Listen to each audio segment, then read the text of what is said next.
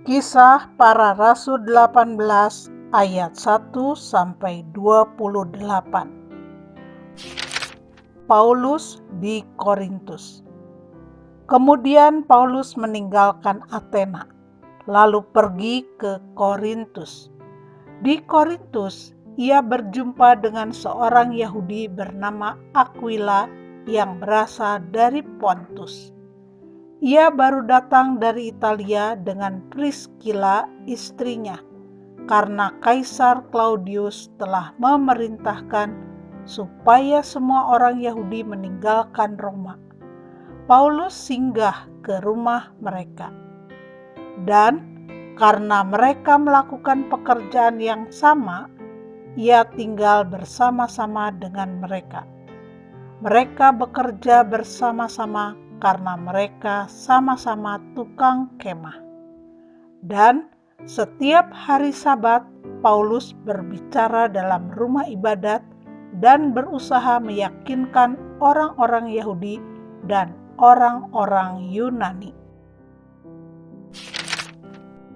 Ketika Silas dan Timotius datang dari Makedonia, Paulus dengan sepenuhnya dapat memberitakan firman, di mana ia memberi kesaksian kepada orang-orang Yahudi bahwa Yesus adalah Mesias.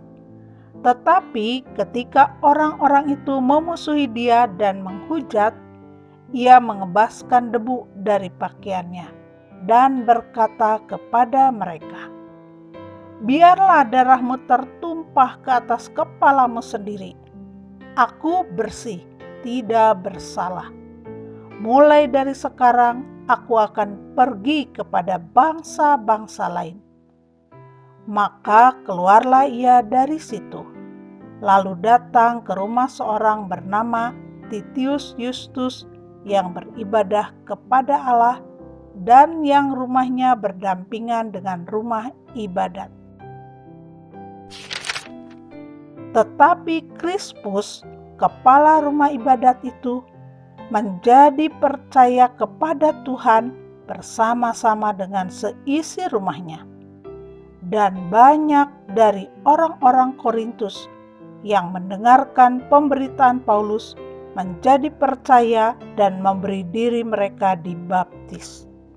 Pada suatu malam, berfirmanlah Tuhan kepada Paulus di dalam suatu penglihatan, "Jangan takut, teruslah memberitakan firman dan jangan diam, sebab aku menyertai engkau dan tidak ada seorang pun yang akan menjamah dan menganiaya engkau, sebab banyak umatku di kota ini."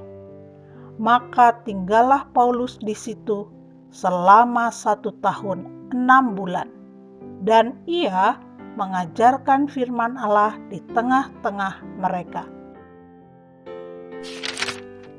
Akan tetapi, setelah Galio menjadi gubernur di Akhaya, bangkitlah orang-orang Yahudi bersama-sama melawan Paulus, lalu membawa dia ke depan pengadilan.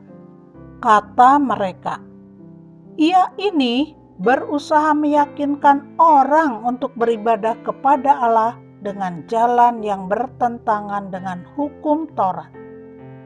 Ketika Paulus hendak mulai berbicara, berkatalah Galio kepada orang-orang Yahudi itu, "Hai orang-orang Yahudi, jika sekiranya dakwaanmu mengenai suatu pelanggaran atau kejahatan, sudahlah sepatutnya aku menerima perkaramu.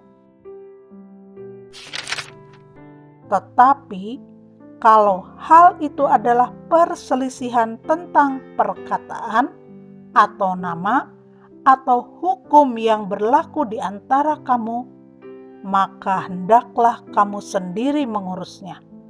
Aku tidak rela menjadi hakim atas perkara yang demikian." Lalu ia mengusir mereka dari ruang pengadilan. Maka orang itu semua menyerbu Sostenes, kepala rumah ibadat, lalu memukulinya di depan pengadilan itu. tetapi Galio sama sekali tidak menghiraukan hal itu. Paulus kembali ke Antiokhia. Paulus tinggal beberapa hari lagi di Korintus. Lalu ia minta diri kepada saudara-saudara di situ dan berlayar ke Syria sesudah ia mencukur rambutnya di Kengkrea karena ia telah bernasar. Priskila dan Aquila menyertai dia. Lalu sampailah mereka di Efesus. Paulus meninggalkan Priskila dan Aquila di situ. Ia sendiri masuk ke rumah ibadat dan berbicara dengan orang-orang Yahudi. Mereka minta kepadanya untuk tinggal lebih lama di situ, tetapi ia tidak mengabulkannya. Ia minta diri dan berkata, "Aku akan kembali kepada kamu jika Allah menghendakinya." Lalu bertolaklah ia dari Efesus. Ia sampai di Kaisarea dan setelah naik ke darat dan memberi salam kepada jemaat, ia berangkat ke Antiokhia. Setelah beberapa hari lamanya ia tinggal di situ, ia berangkat pula lalu menjelajahi seluruh tanah Galatia dan Frigia untuk meneguhkan hati semua murid. Apolos di Efesus. Sementara itu, datanglah ke Efesus seorang Yahudi bernama Apolos yang berasal dari Alexandria. Ia seorang yang fasih berbicara dan sangat mahir dalam soal-soal kitab suci. Ia telah menerima pengajaran dalam jalan Tuhan. Dengan bersemangat, ia berbicara dan dengan teliti ia mengajar tentang Yesus. Tetapi ia hanya mengetahui baptisan Yohanes. Ia mulai mengajar dengan berani di rumah ibadat. Tetapi setelah Priskila dan Aquila mendengarnya, mereka membawa dia ke rumah mereka dan dengan teliti menjelaskan kepadanya jalan Allah. Karena Apolos ingin menyeberang ke Akhaya, saudara-saudara di Efesus mengirim surat kepada murid-murid di situ, supaya mereka menyambut dia.